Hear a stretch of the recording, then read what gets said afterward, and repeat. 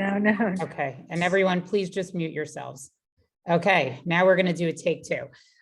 Welcome everybody to our Masechet Ta'anit Siyum today. I apologize that we had a little bit of a technical difficulty, but it's great to see so many of you here. Everybody, we did this before. Last time I had everybody log in and out, but please feel free to drop in the chat box where you are from. We love seeing where everybody is from. This Siyum for me personally is particularly meaningful. It is being sponsored by my dear friends Deborah and Jay Salomon in memory of their brother, Dr. Mark Weiner, Mordechai Nachman ben Chaim Meir V'Shoshana, and their father, Dr. H. Meyer Mike Weiner, Chaim Meir ben Yaakov Nachum V'Liba, who I personally both had the pleasure of knowing and actually had a very close relationship with Deborah's father, who I also called Zadie Mike. And today we are also going to hear from my best friend in the entire world, Patsheva Halberstam, and her entire family. So we had for the first time that a whole family wanted to actually speak and give and share some Torah. So we'll introduce everybody there in a little bit. But first, I'm going to call on Deborah to share some words with us today about her brother and her father, who this Siyum is in memory of, and we're learning in their Zechut today. Thank you very much, Anne and Yardena. Before I begin, Jay and I want to express our condolences to Yardena's mother, Barbara Osband, and her husband, Mark Lichtbach, on the passing of Mark's sister, Michelle Greenberg. May her memory be a blessing, and may our learning together be a merit for her soul. As Yardena mentioned, today's Siyum we've chosen to dedicate in memory of my father, Mike Weiner, Chaim Meir ben Yaakov Nachum V'Liba, and my brother, Mark Weiner, Mordechai Nachman ben Chaim Meir V'Shoshana. Our father was blessed with a Richut Yamim, length of days. Our brother, sadly, was taken from us far too soon, but both left us a beautiful legacy of learning. One of my father's favorite Talmudic passages was from Ta'anit, Hey Amud Bet, the dialogue between Rabbi Nachman and Rabbi Yitzchak, the Ilan Ilan. And I'll just read it briefly. Ilan Ilan, Bameh Avarechacha. Im Omer Lecha Sheyu Peirotcha Mitukin, Hare Peirotcha Mitukin. And actually, my father learned this Masechta with one of my sons, Yaakov. It was very special. And I learned something from Rabbi Johnny Solomon, who's another one of my favorites in learning Talmud. And he talked about the fact that parents often take pride in the fact that their children are similar to them. As the phrase goes, the apple doesn't fall far from the tree. Still, what we learn from this beautiful story is that just as fruit is not the sole possession of a tree, so too children are not the sole possession of a parent. And while saplings grow in a similar way to their parent tree, nevertheless, each tree and every child is unique. Both my father and my brother saw each of their children and grandchildren as unique, and were able to capture that in their study with them. Yehi Zichram Baruch. Thank you. Deborah and Jay, thank you very, very much for your continued support of Talking Talmud, and we'll be thinking of your brother and father today. Next, I would like to call upon our resident Talking Talmud poet. I don't think there's many Daf Yomi podcasts that can claim that, so we're very honored that Talking Talmud has one. And we'll be hearing from Leanne Shamash next. Thank you. Boker Tov. So this was such a rich Masechet, but it was really hard to figure out what to say, and I zeroed in on one small thing, and I hope that you will bear with me as I created like a little story about Abba Hilkiah's wife. Masechet of Ta'anit speaks of fasts, why we fast, how we fast, and when. Fasting for rain is featured prominently. There is a portion where people are cited who can bring the rain because they have found favor in God's eyes. Among these people is Abba Hilkiah, who was the grandson of Honi, the circle maker. In this little story, Abba Hilkiah is asked to bring the rain, but instead it is his wife, who is nameless, who brings the rain. I made this piece up to write her story because she is nameless in the text. It was said that it was because of her quiet good deeds that she achieved from inside of her home that she merited the blessing of rain. Abba Hilkiah's wife. Perhaps her name was Devorah, or perhaps Yael or Tamar. She rose from bed that morning. She washed her hands, covered her hair, and dressed. She prayed the morning prayers, fed her children from the little that they had, and began the work of her day. She opened the front door to greet the day and looked up. The morning sky was blue and cloudless, and the sun began to warm the dry earth, and the song of a mourning dove came from nearby. When would the rain come? She studied the sky. Perhaps today there would be the day. Perhaps today it would rain. She began the work of making bread, grinding it fine. She loved the sound of the grinder. She measured the flour carefully for the bread, careful not to use too much. And she added water and yeast. She kneaded the dough, she pounded and folded, took challah, and then baked it on the fire. As the warm scent of bread filled the house and her belly growled, she swept the floor and washed it clean and tended to her sons, making sure to make extra for those whose larders were emptier than her own, as many came searching for food, their eyes pleading in this time of drought. As she cooked, she daydreamed of green barley fields and cisterns full of cold water. She dreamed of the smell of rain hovering in the air like the scent of lemons and cool mint, to remove the worry from people's eyes. So she prayed quietly. The words flowed like water from her lips. Abba Hilkiah's wife went to the door. The noon sun was hot and she shaded her eyes as the dust rose from the road. She saw her husband approach for the afternoon meal. 2 men were with him. She hastened to set the noon meal and welcome the guests. She was surprised when her husband did not invite. Not to feed guests was unheard of in her home, but she said nothing. And when she met her husband's eyes, she knew that there was something behind this action. Sometimes silence says more than words. Her husband had a gift, as his grandfather did. He could bring the rains, but the rains had not come, so they ate their meal in silence, their thoughts on yellowing fields and vineyards. The walls echoed the sounds of their chewing. After the meal, after their prayers, after her children went to sit in the shade of a tree nearby, her husband and the guests surveyed the sky. The heat was bright white as the sun blazed in their eyes from above. As they quickly looked down, would the rain ever come? It was the time to pray for rain, so she and her husband climbed the old ladder to the roof. He stood far from her in a corner and began his prayers. He prayed and beseeched and cried that the rain should come. His shoulders rocked like a storm, his arms raised to the sky, but the sky remained a stubborn blue like the inside of a hot flame. Abba Hilkiah's wife stared up at the sky, then closed her eyes and lowered her head. Quiet words bubbled like water from her mouth, words of prayer. Rivers of hope came from deep within her. They were the words of a mother, words that need no sound, the words of a woman who bakes bread, who cleans the floor, who cares for others, who worries more about others than she worries about herself. Abba Hilkiah's wife opened her eyes and once again looked upwards. Above her, a gray cloud formed as in the days of creation. It grew heavy and mushroomed while other gray clouds joined it. She inhaled deeply and she smelled the perfume of rain clouds, and she blessed the moment. Tears flowed from her eyes as the raindrops fell toward the thirsty earth. 1, 2, hundreds, thousands of raindrops fell. the sound of rain falling like the blast of a shofar.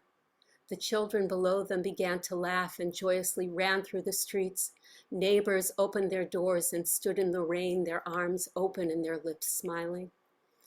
Abba Chilkiah's wife looked at her husband, and her husband looked at her. Once again, a message silently passed between them. It is the small. That was very beautiful. Thank you. You always have a very poetic way of looking at what goes on in our Masechet. Okay, we are now going to ask on Dr. Yitzchak Halberstam to share some words with us. So just to full disclosure, I guess, Dr. Halberstam's daughter, Batsheva, who we'll also be hearing from, and later from his wife, Ahuva. Batsheva is my oldest friend from kindergarten. And so it was very, very nice for me that all three of them learned with us regularly and wanted to share something. And Dr. Halberstam is actually a meteorologist. And so I had asked him ahead of time if he could share something with us about this particular Masechet and all of its discussion about rain. So you have hosting, so you should be able to share whatever it is that you would like to share. All right, can you hear me all? Yes, we can hear you. Okay, so I'm going to discuss the meteorology of Israel and of its climate.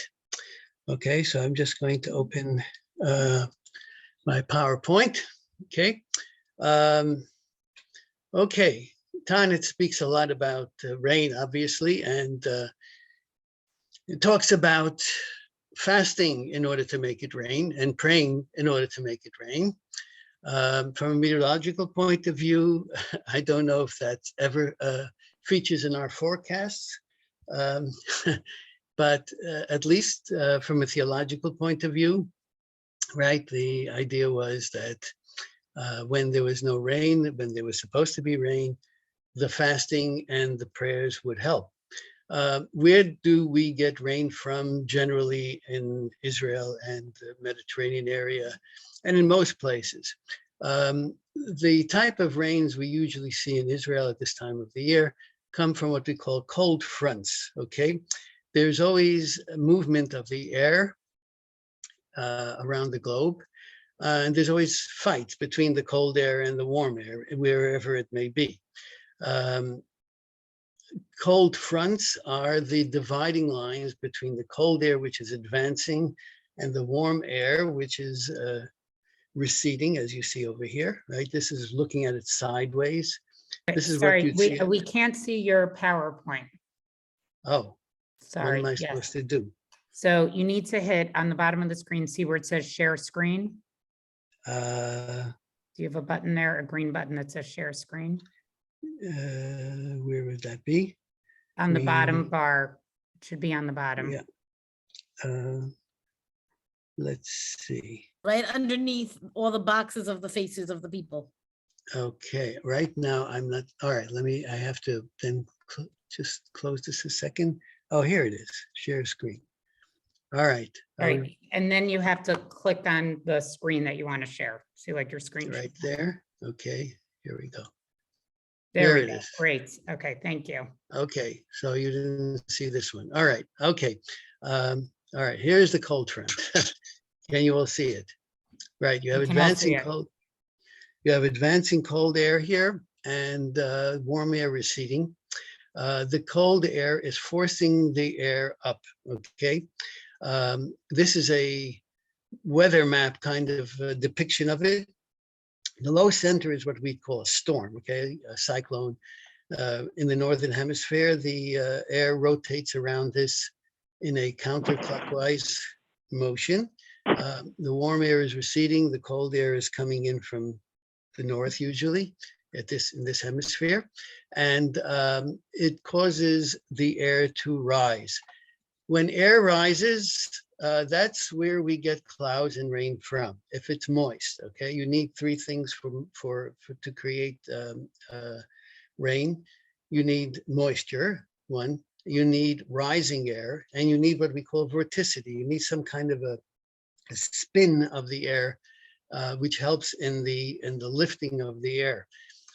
As the air lifts, it reduces the pressure slightly, and that's where you get low pressure systems.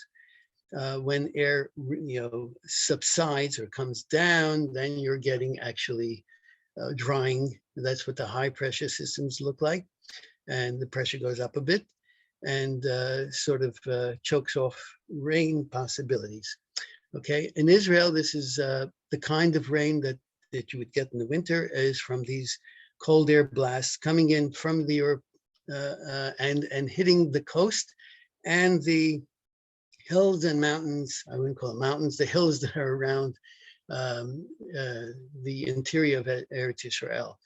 Anytime, as I said, that you get rising motion of air that's moist, it's going to create rain, okay, clouds, rain, or snow, depending on the temperatures. Here is a depiction of what we call orographic precipitation, meaning it depends on the topography. You have moist air coming in from the ocean. Down below, it's warm, right, about 20 degrees centigrade. And as it rises, when you go up in the atmosphere, the temperature drops. I think you all know that. You experience it when you go up to mountaintops. It's a lot cooler than down below. The reason for that is that the pressure of the air also increases the temperature of the air. And as you go up, there's less pressure, there's less air, the temperature drops. When moist air goes up and hits cooler air, it starts, the moisture that's in the form of water vapor condenses and forms clouds, which are tiny, tiny, tiny little droplets.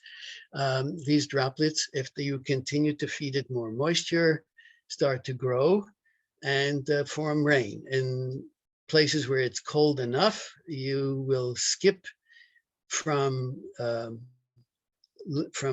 water vapor, which is a gas, straight to solids, which are little crystals, which we call snow. And those two accrete, I mean, they get together and form snowflakes and then fall to the ground. So in Israel, we have these combinations in the winter of cooler air, and we'll talk about where the cooler air comes from, going over the Mediterranean, which has plenty of moisture, okay, and then hitting the coast and moving inland and creating rain. Here's a topography of Israel so you can see, right? You have the coastal area, the plains, but then you have these mountains, the Or Yehuda, reaching down into the Negev, and you have Hermon up here. There are mountain ranges also along the Jordanian side, but by then, okay, as you saw back here, by the time you've squeezed out the clouds, the other side is what we get a rain shadow. Okay, that's called the leeward side of the rain. Okay, going on, just to show you the difference, right, between the two. You have to look at the numbers. I mean, these look like very big spikes here. This is Amman here on the right, and excuse me, the people who are in Europe and Israel who are used to millimeters. Okay, these are in inches. This is Yerushalayim's mean monthly precipitation, right? This is the average for each of the months of the year. Notice they don't zero out in the summer. There are times when you get a few drops out, even in the summer, so which kills the average from being zero. But you see that the major rains are substantial in terms of inches, okay? I live in New York City.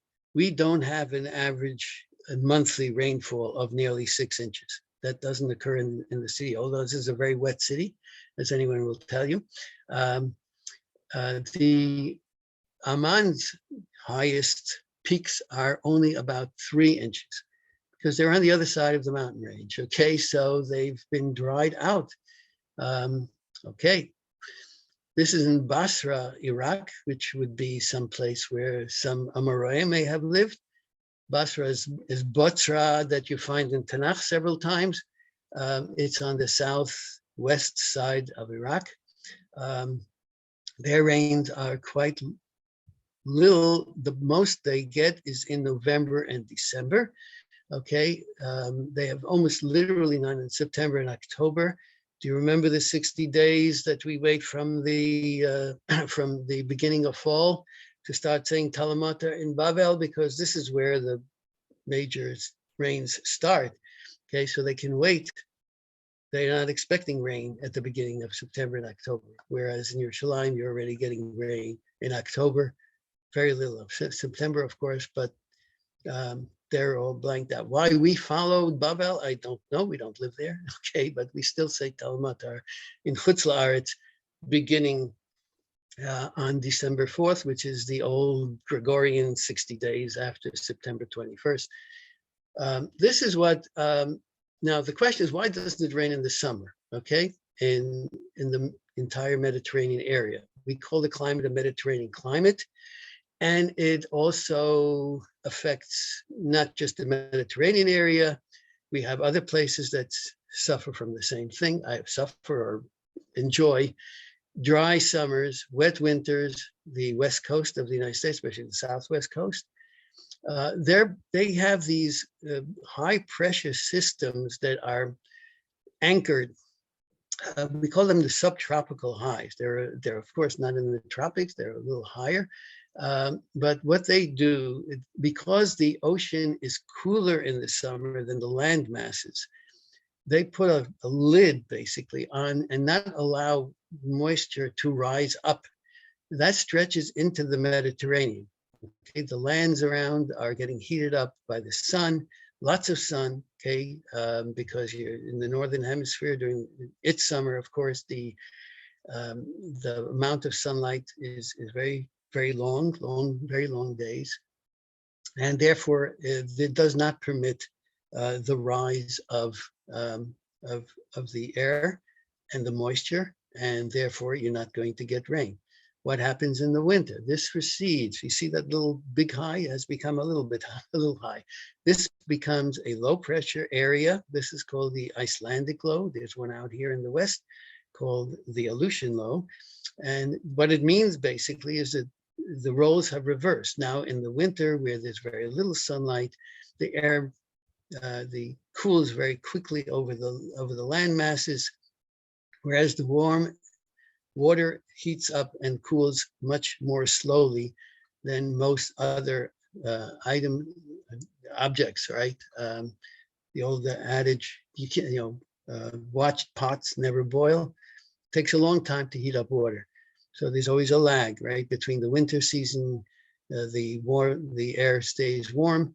It shoots off little spinning low systems that come in. Cold air comes down from the north, hits the warm Mediterranean, and it is really warm. At the beginning of the winter season, the people who go to the beach will vouch for that, right? It's still warm, and when that cold air hits the warm air, it causes these cold fronts to form. The air rises, and you get spectacular rain coming. Okay. It only affects certain areas of the Mediterranean. This is Alexandria, Egypt, which is on the coast basically, but it's in the north part of Egypt. The rains don't hit it, okay? You get these spikes, of course, in the summer, it's basically zero. But I look at the amount of rain, okay? 2 inches is up here, hardly any rain. The paths of these storms are very, very important. Okay, so even in the winter season, if the storm systems don't go in the right direction, you're not going to get rain. Okay, they have to slam up against the coast. The cold fronts have to hit there, then it has to move up and form the rain. Okay, we've had some very powerful cold fronts coming through the United States recently, as late as yesterday.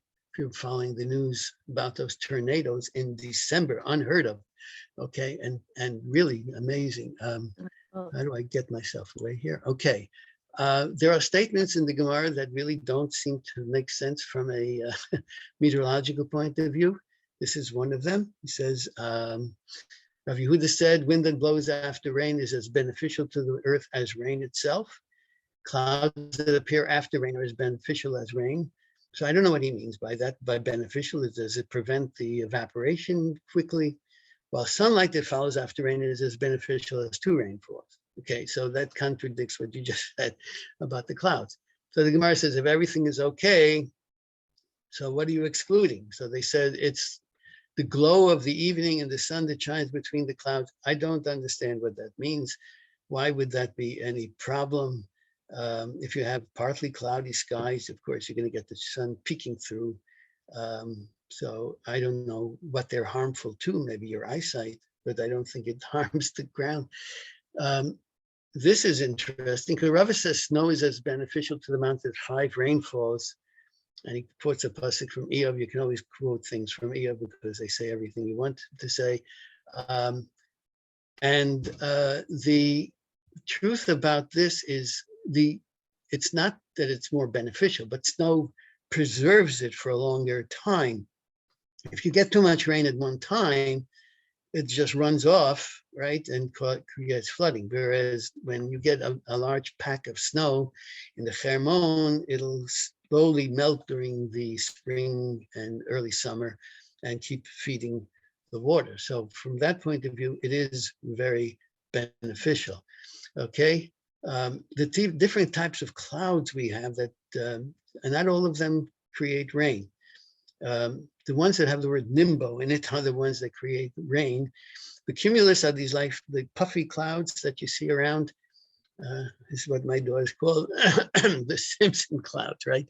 From the cartoons for the beginning of Simpsons. Okay, cirrus are very high clouds.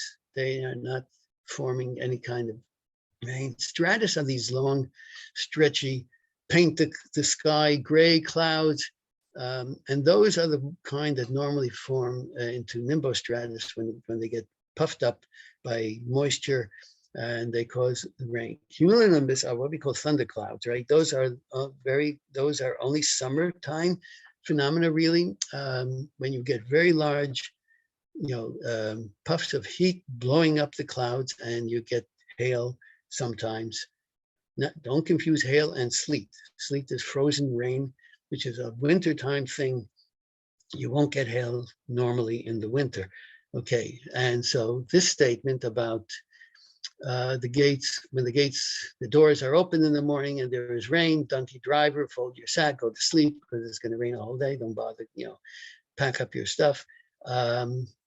So they said when it's overcast with heavy clouds, then it's likely to rain all day. Okay, those are these clouds here that are probably going to mean a rainy day. But if there are light clouds, which are, okay, these stratus clouds, low clouds, which include fog, sometimes drizzle. It's amazing to me that I couldn't find a Hebrew word. I mean, modern Hebrew has a word for fog, but they don't speak about fog. Fog is basically a cloud on the earth, okay, and it comes from condensation. It also has to do with, the equivalent of little tiny particles of rain that are here keep us wet, but not enough to give us rain. Dew, which is also very important, is not understood, I think, by Chazal. They keep talking about the dew coming from the heavens. Yitan l'chal kimital hashamayim. It doesn't really form from the heavens. It's from the atmosphere. When the earth becomes cool enough, again, when you get below what we call the dew point, the moisture in the air condenses and gives us dew. And then they said that lasts all year. That's why you can say Morid Atal even in winter, and be Yotze Yer Shmona Esrei. Okay, so this is a brief review of everything that goes on in meteorology and some statements from Chazal. I know there are a lot more, but our time is up, and I do wish everybody a very successful fast this Tuesday, since we're talking about fasting. Okay, thank you very, very much. If anybody has any questions, you can put them in the chat. Dr. Halberstam, if you can just, where it says share screen, just stop sharing. Okay, I have to go back to somewhere. Okay, let me put this down. All right, where's the share button? I lost it again. Okay. No, this is stop share is on top here. Okay. Great, thank you. All right, there we are. Okay. Debbie Gavir told us that arfel, I don't know if I'm saying that correctly, is fag in Hebrew. That's the modern term, Right, yes. that's modern. But it's not Tanachic and it's not Gemara either, so. So I guess one question I have for you is then basically based on what you were talking about with the mountain chain. So there is something special that like Jerusalem itself would get more rain than let's say other cities in the Middle East region. Not necessarily. You have the entire, okay, the coastal area, Tel Aviv and Yerushalayim have about the same amount of rain. Okay. Right. Well, I meant more comparing to like Oman and Egypt and Iraq. Let's say other countries. That's what It's I meant. Yerushalayim, Yefei Nof, Misos Kol Haaretz. I had a colleague who says Yefei Nof means that its climate is very good because it has both the coolness and dryness of the summer, but on the other hand, you get substantial rainfall, and so it's yeah. But I wouldn't say more.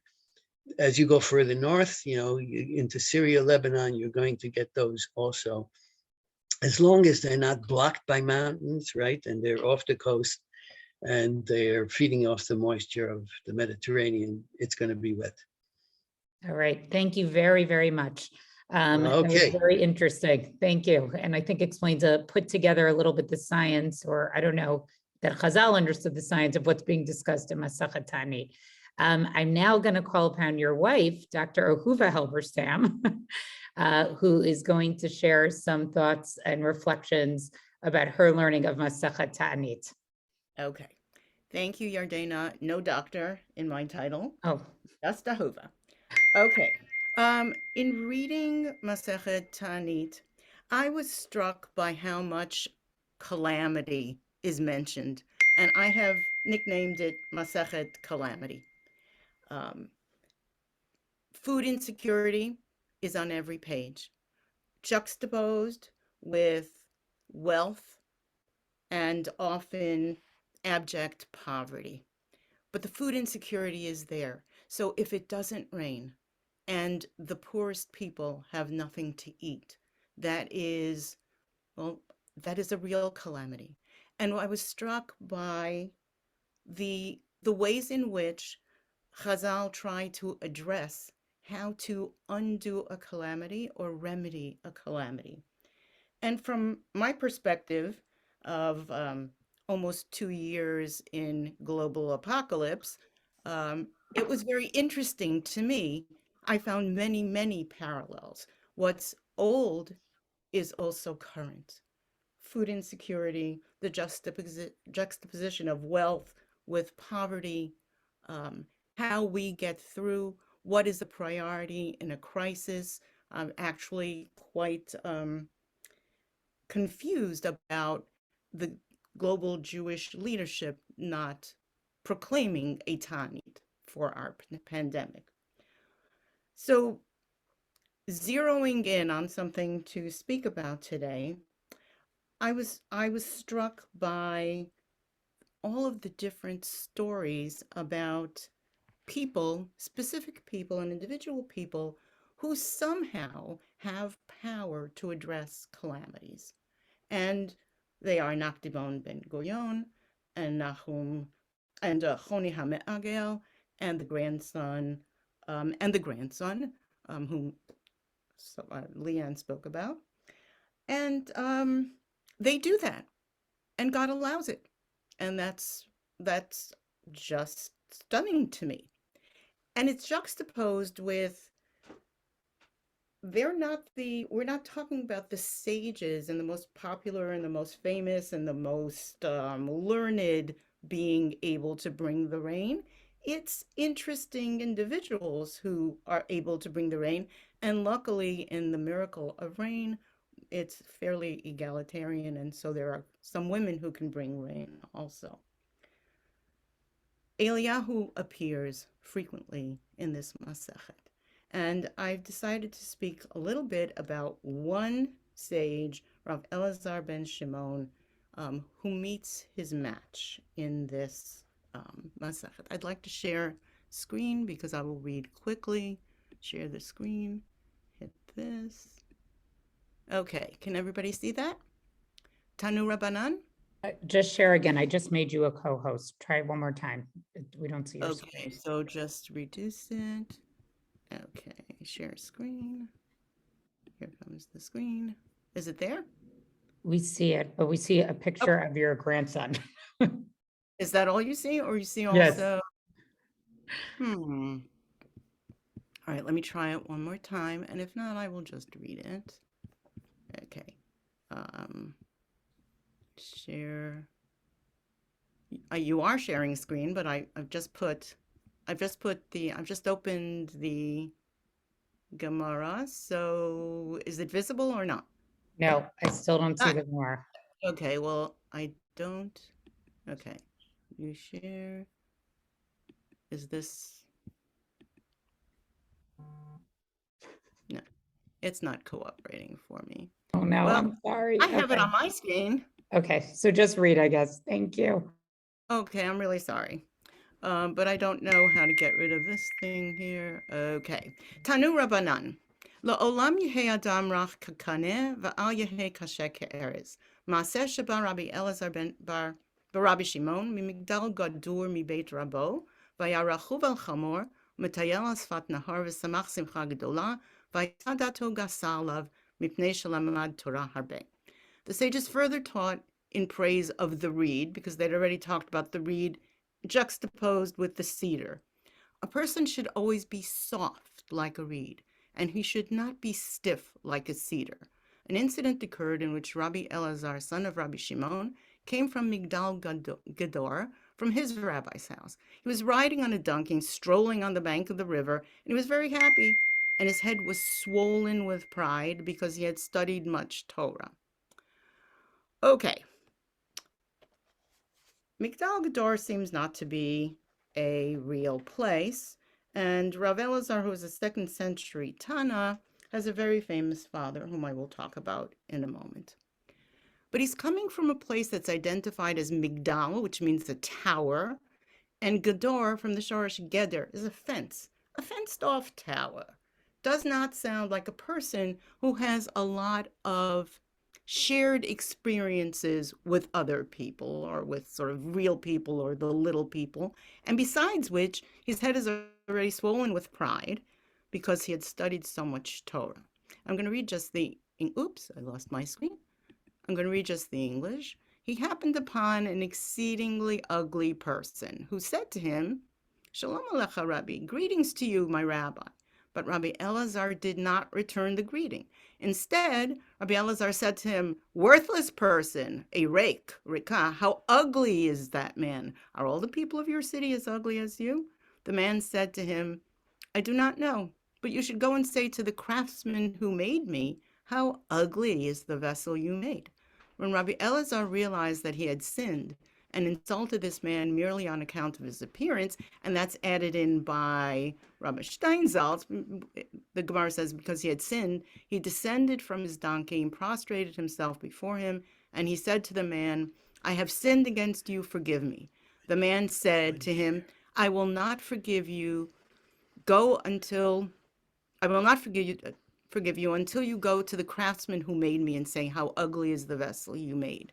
He walked behind the man, trying to appease him, until they reached Rab Elazar's city. The people of his city came out to greet him, saying to him, greetings to you, my rabbi, my master, Rabbi, Mori, Mori. The man said to them, who are you calling my rabbi, my rabbi? They said to him, to this man who is walking behind you. And he said to them, if this man is a rabbi, may there not be many like him among the Jewish people. They asked him, for what reason do you say this? He said to them, he did such and such to me. They said to him, even so, forgive him, as he is a great Torah scholar. So he said to them, for your sakes, not for his sake, I forgive him, provided that he accepts upon himself not to become accustomed to behave like this. Immediately, Rabbi Elazar, son of Rabbi Shimon, entered the study hall and taught, a person should always be soft like a reed, and he should not be stiff like a cedar, as one who is proud like a cedar is likely to sin. And therefore, due to its gentle qualities, the reed merited that a quill is taken from it to write with it a Torah scroll, phylacteries, tefillin, and mezuzot. Okay, let me reduce that. Okay, I'm back. Interesting story. So my question that I'd like to raise is, Rav Elazar is cut off from people. His father was even more cut off from people. His father is the famous Shimon Bar Yochai. And long ago, before this was written, there was one person who accompanied Rav Shimon Bar Yochai when he needed to escape the Hadrianic decree of death against him. He decided to go into a cave, and one person went with him, and that was his son Elazar. And legend has it that they were there for 13 years. 13 years in a cave. We have 18 months in our houses. Feels like a cave too, but 18 years in a literal cave. And Rav Elazar was young, and a lot of who he became, I believe, happened in the cave. He could not relate well to others. He had no filters. Sees an ugly person? You're an ugly person. Is everybody in your city so ugly? And the other guy says, I don't know. You want to go complain about my ugliness? Complain to my maker. The other guy also has no filters, which is why I'm saying that Rav Elazar met his match. He doesn't say, oh, okay, he's not forgiving. He behaves like an Erez too. So it's an Erez juxtaposed with an Erez. And when Rav Elazar understands that he has insulted him, because after all, he's just talking, and there are many sources, both in Bava Metzia and in Shabbat, that describe Rav Elazar. Not only does he have no filters, and sort of the no filters personifies him. He's corpulent. He does what he wants. He says what he wants, and essentially gets away with it. And what he is teaching here, with his own limited ability to identify and empathize with other fellow humans, is, it could be different, and it needs to be different. And it starts with him. But is he also, as I have heard once from a speaker, is he also implicating the ugly person? Look, ugly person, you're also a cedar. I jumped off my donkey. With my big belly, I prostrated myself in front of you and begged you for forgiveness, and you've said no. And you keep saying no until we get to my city. And you see that there are people who, well, I don't know if they're afraid of him, Rav Elazar, but at least they consider him their leader, and for their sake, he forgave. And Rav Elazar was also known to curse out people, and when his father was still alive, he would mollify him, because the father takes the responsibility from the seclusion in the cave to try to bring Rav Elazar to a place where he can appreciate a simple human being. That wasn't easy for Rav Shimon Bar Yochai either at first. And he had to go back into the cave when they came out. His gaze killed people. There's a slight parallel that I see among my contemporaries, most of us who have been in a sort of a very comfortable with TV cave for 18 months, where when we see people who are unmasked, we are really angry. And there's something about that repression, the personal repression of movement, the being able to see people, that causes anger. So it's an ancient phenomenon. It's a modern phenomenon. So with neither Rav Elazar or the ugly person budging, Rav Elazar tries to ask him. They're both inflexible. The other one won't forgive. And finally, the townspeople make it happen.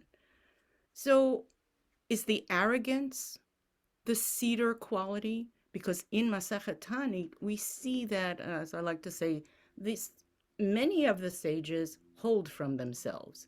They are regularly visited they have divine visitations, some every Friday before Shabbat, some only once a year, and they're distressed that the other person gets it every week. Why am I not getting it every week? and they need to be mollified by a divine voice that says, but you're so great, your Torah learning is so great that because of you, the entire Kehillah is sustained for the entire year. There is the rivalry of scholarship, and what I sense is that people are not yet, the Chachamim are not yet, they're just beginning to define a life of scholarship. It's not a comfortable life always. And in this period, it's not yet a settled way of life either. Both Rashi and Tosafot on this piece claim that the ugly person is Eliyahu Hanavi. Note the ugly person has no name. Rav Elazar gives him a name, Reka, empty one, the boor, but it's Eliyahu Hanavi come to teach Rav Elazar a lesson. And Eliyahu Hanavi appears several times in Masechet Tanit. He's in the marketplace pointing out to Chachamim, simple people who will also be in the world to come, much to the shock of the Chachamim. What? There are people who don't learn Torah and also merit something. And you have the juggling of mitzvot, asiyat mitzvot, doing good deeds and learning, and which one will prevail and which one merits you more. It's not yet settled. There's a great deal of tension, and Masechet Calamity allows us to peek into the lives of some of the major characters. Thank you. Thank you very much. I think one thing I'm struck by, Ahuva, by what you said, is that you're talking about sort of this inflexibility that we see. And in a way, the theme of the Masechet is about asking God to be flexible with us. That like, yes, we've sinned, we've caused something not to have the rain fall. And so we fast and we pray, and we're asking for a flexibility, right, that God will give us. So thank you very much. I hope you will come again and teach us again at the end of one of our Masechtot again. So thank you. And last but not least, to round out the Halberstam teaching this morning, I'm going to call upon Batsheva to speak after her parents, and take it away. Thank you. Good morning. It's going to be a hard act to follow, but I'll try. What I prepared today, I'm sort of bouncing off what Deborah was speaking about earlier, and the idea of the tree. In our Masechet on page 5b, it relates that Rav Nachman and Rabbi Yitzchak were taking leave of each other. And Rav Nachman says to Rabbi Yitzchak, give me a blessing before I go. And Rabbi Yitzchak says to him, I'll give you a parable. To what is this comparable? It's comparable to someone who was walking through a desert, who was hungry, tired, and thirsty. And he found a tree whose fruits were sweet and whose shade was pleasant, and a stream of water flowed beneath it. He ate from the fruits of the tree, drank from the water in the stream, and sat in the shade of the tree. And then we have this, what I think is beautiful passage about the tree, Ilan, Ilan, Bama Avarechacha. And when this person wished leave, he said to the tree, tree, with what shall I bless you? If I say to you that your fruits should be sweet, your fruits are already sweet. If I say that your shade should be pleasant, your shade is already pleasant. If I say that a stream of water should flow beneath you, a stream of water already flows beneath you. Rather, I will bless you as follows. May it be God's will that all saplings which they plant from you will be like you. And so it is with you. With what shall I bless you? If I bless you with Torah, you already have Torah. If I bless you with wealth, you already have wealth. If I bless you with children, you already have children. So rather may it be God's will that your offspring shall be like you. So that's a very nice blessing.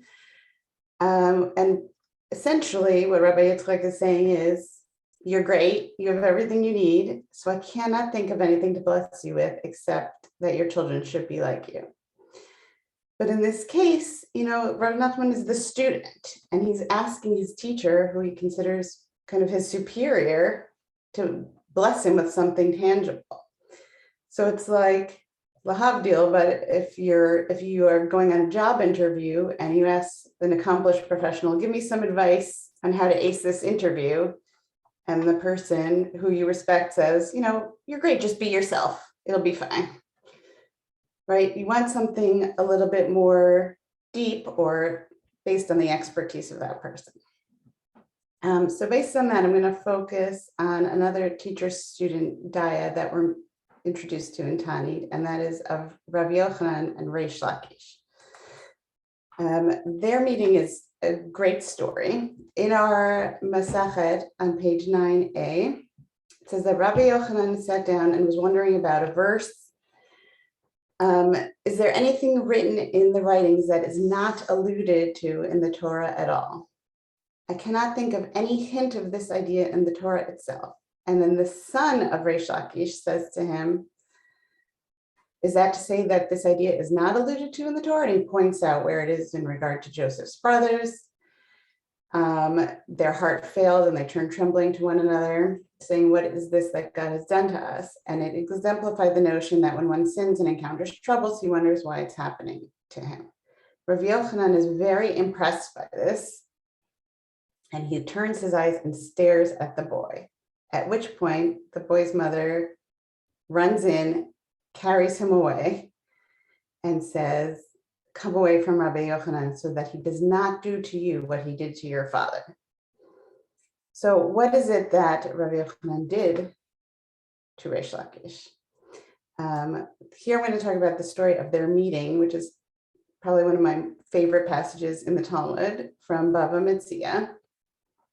Now, Rav Yochanan was known as being very attractive.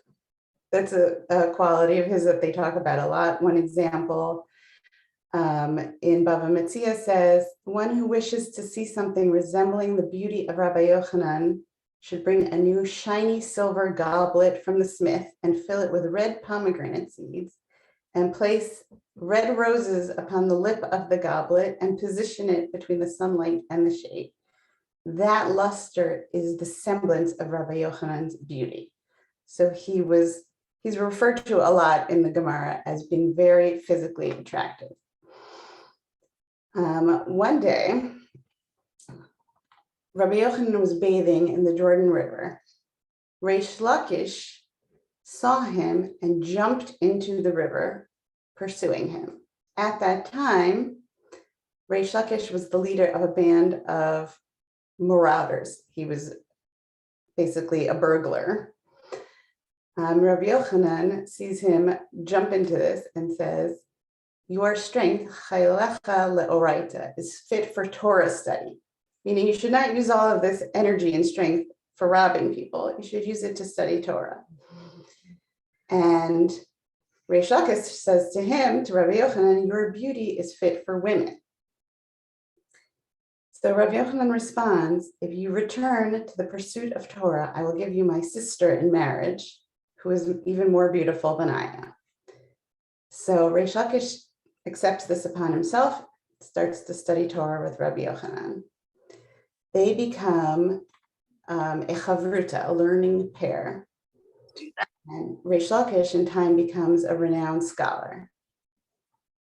One day, while they're studying the laws of when certain tools, including a spear, become susceptible to ritual impurity, Rabbi Yochanan states, Reish Lakish, you're correct, a bandit knows about banditry.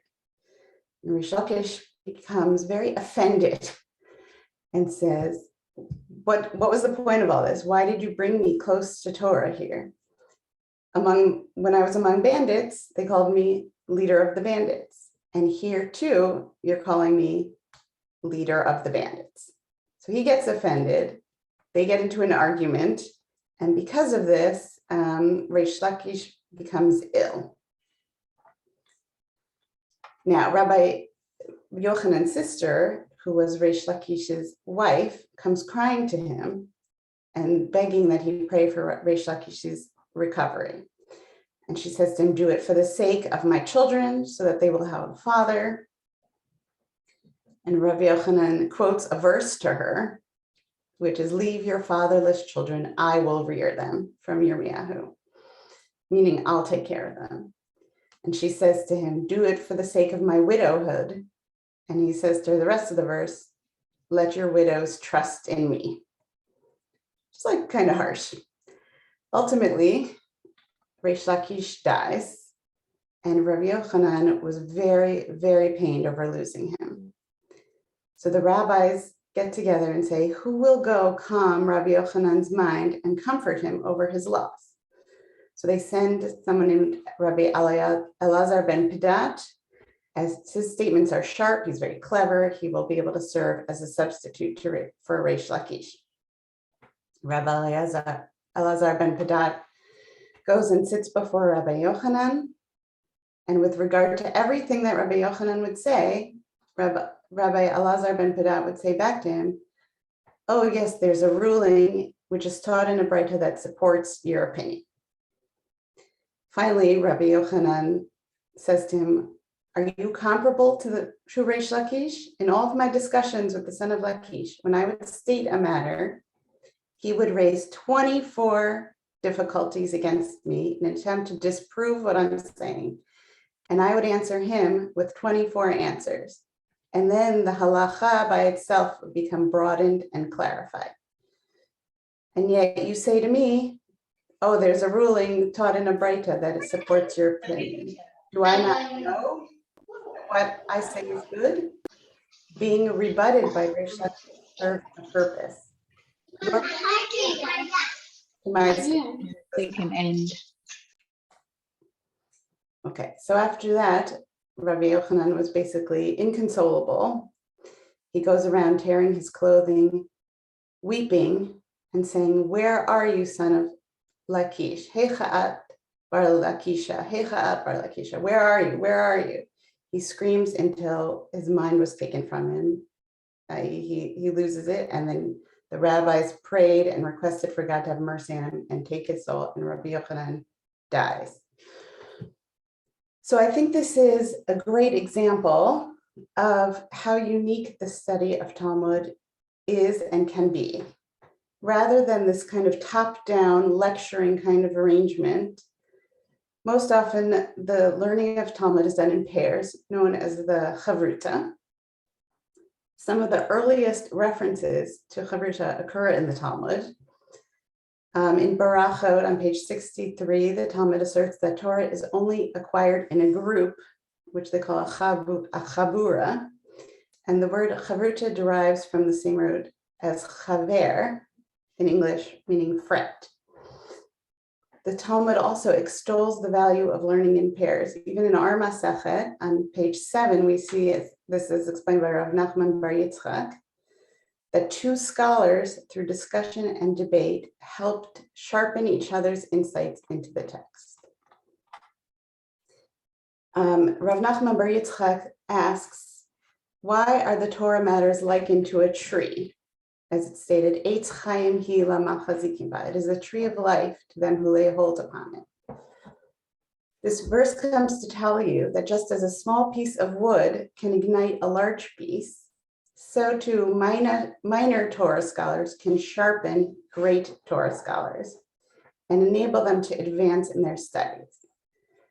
Rabbi Hanina says, I have learned much from my teachers and even more from my friends. From my students, I have learned more than from all of them. So I think these passages reflect a key element in the teacher-student relationship. In a healthy teacher-student dyad, right, both parties are learning from each other and challenging each other. And this is the concept of what we call masa umatan, which literally means give and take. Hebrew, in modern Hebrew, does not have a specific word for the term negotiation. Instead, they use this phrase, give and take. And now, although it's used now mostly in the business world in Israel, it's used to illuminate the best practices of learning, giving and taking, receiving and giving, a reciprocal relationship rather than one that is top down from teacher to student. And I think that's fairly progressive to see in the Gemara. Now, obviously something went wrong with the relationship between Rabbi Yochanan and Reish Lakish. right? You have to be able to invest in this teacher-student relationship without being so enmeshed or invested in the other person that you lose sight of your individual role and what your boundaries are. This is where the psychologist part of me comes in. Meaning is your students' success might be due in large part to their teacher, but it's also due to that individual.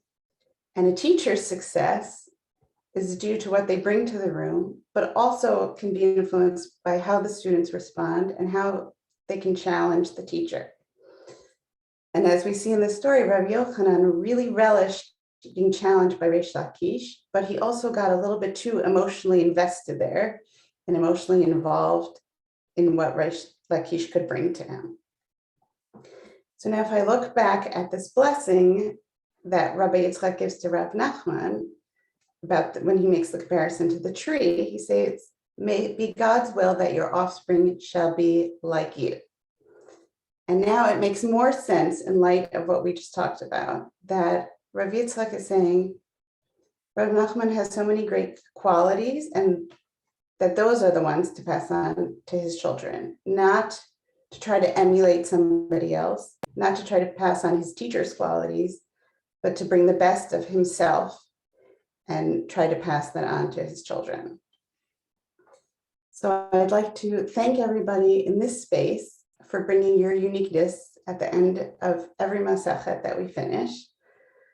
To Anne, who, this is an interesting trivia fact, but was actually my teacher when I was in 11th grade. And Anne, on behalf of myself and everybody in that class, I'm very sorry for how we acted. And to Yardena, who I met on the first day of kindergarten, and we've been teaching each other and learning from each other since.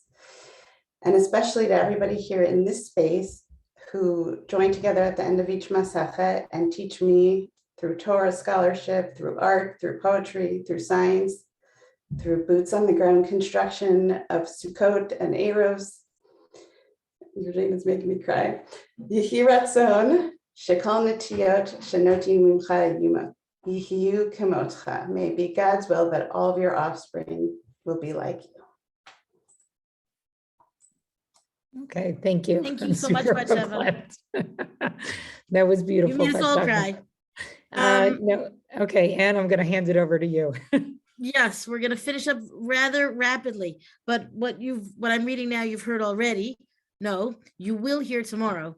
In any case, if you don't catch every detail now. Amar Ula, we're talking about at the very end of the Masechet. The Masechet actually ends on a very high note about God's redemption. And there's a discussion of Tu B'Av, the 15th day of the month of Av, where the girls would go out to the fields or to the orchards and they would dance. And there's a lot more discussion that we had on the podcast for tomorrow about that. Following that, the Gemara concludes, Amar Ula, B'yira Amar Rabbi Elazar. Ula was from, or maybe it's a different Ula, it's from the place of Bira'ah, and he says in the name of Rabbi Elazar, Atid HaKadosh Baruch Hu la'asot machol tzadikim v'hu yoshev b'neihem b'gan Eden. He says in the future, at the end of days, meaning in the long-term future, there will be the tzaddikim, the righteous people will dance, and God will sit amongst them in Gan Eden, in the Garden of Eden. And each and every one of them will be able to point to God with a finger and say, and we have a verse here, this is a verse from the book of Isaiah, Yeshayahu, it's a very famous verse in the liturgy as well. Behold, you are our God.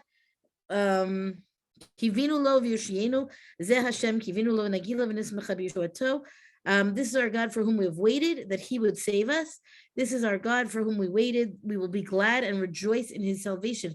So after all of the calamity, and I agree, travail, calamity, all of the troubles of all the different kinds that take place throughout the Masechet, we end on this note of recognizing that we are going to rejoice, please God, in God's salvation. I hope before the end of days. Okay, thank you, Anne. And with that, we'll conclude with the Hadran, and then Tuesday, God willing, we'll be starting Masechet Megillah together, and then we will see you all back here again in about a month. Hadran alach masachet tanid v'hadran alan. Datach alach masachet tanid v'datech alan. Lo nischene minach masachet tanid v'lo tinashe minan. Lo ba'alma hadim v'lo ba'alma da'ate. Yihur v'tzom l'fanecha Adonai Eloheinu v'lohei avotenu. Shetehei tortecha emunatenu ba'olam hazeh utehei imanu le'olam haba. Chanini bar Papa, Rami bar Papa, Nachman bar Papa, Achai bar Papa, Abba Mari bar Papa, Rafram bar Papa, Rachich bar Papa, Surcha bar Papa, Ada bar Papa, Dara bar Papa, Harevna Adonai Eloheinu et Tivrei Toratacha befinu befifiot amcha beYisrael, v'nehana anachnu v'tzetzaenu v'tzetzei amcha beYisrael, kulani yodei shemecha v'lamdei Toratacha lishma. Me'avait techamcheni mitzvotacha ki le'olam hili, Yihili bi tamim b'chukacha laman lo evosh li'olam lo eshkach b'kudacha ki van chiyatani baruch ata Adonai lamdeni chukacha amen amen amen sela va'ed. Modim anachnu lefanecha Adonai Eloheinu b'lohei avotenu shesamta cholkenu miyoshvei beit hamidrash v'lo samta cholkenu miyoshvei karnot she'anu mashkimim b'hei mashkimim anu mashkimim l'divrei Torah b'hei mashkimim l'divrei b'telim anu amelim b'hei amelim Anu amelim b'kablim schar, v'hem amelim b'einam b'kablim schar. Anu ratzim v'hem ratzim l'chayei olam haba, v'hem ratzim l'ver shachat. Shene'emar v'ata Elohim toridam l'ver shachat, anshe damim u'mirma lo yachatzu yimehem, v'ani eftach bach. Yehi ratzon l'fanecha Adonai Eloheinu, kishem she'azratanu l'sayim masechet ta'anit, kain ta'azreinu l'yatchil masechtot sfarim acherim u'l'samam. L'mod u'lelamed, lishmor v'lasod u'lekayim, et kol divrei Talmud Toratacha b'yava, uzchut kol hatanaim v'amoraim, v'talmidei chachamim yamod lanu u'lezarenu, shelo tamush haTorah mipinu u'mipi zarenu, v'zera zarenu ad olam, v'titkayim banu, v'hit halachacha tanecha otcha, v'shifracha tishmor alecha, v'hakitzota hi tischecha. Kivi Yeru Yamecha v'Yosifu L'Chashno Yamin Orech Yamin B'Mina U'Smola Osher V'Chavod Adonai Oz Li'amo Yitain Adonai Yivarech Et Amo. Dana, you're muted. You're muted. I muted myself. Thank you, everybody, for joining us today. We want to thank Deborah and Jay Salman again for their generous sponsorship of today's Siyum and the learning that we did in honor of their brother and their father. Thank you to the entire Halberstam family for joining us today. And we look forward to continuing our learning with all of you again soon. Feel free to unmute yourself and say hello or drop something in the chat. Thank you.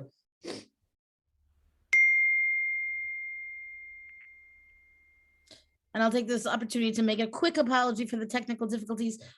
Please God, there will be none next time. There haven't been any going, in the past. So I'm not too worried, but I felt like we should at least just acknowledge that today was a little bit of a discombobulated kind of day. Thank you.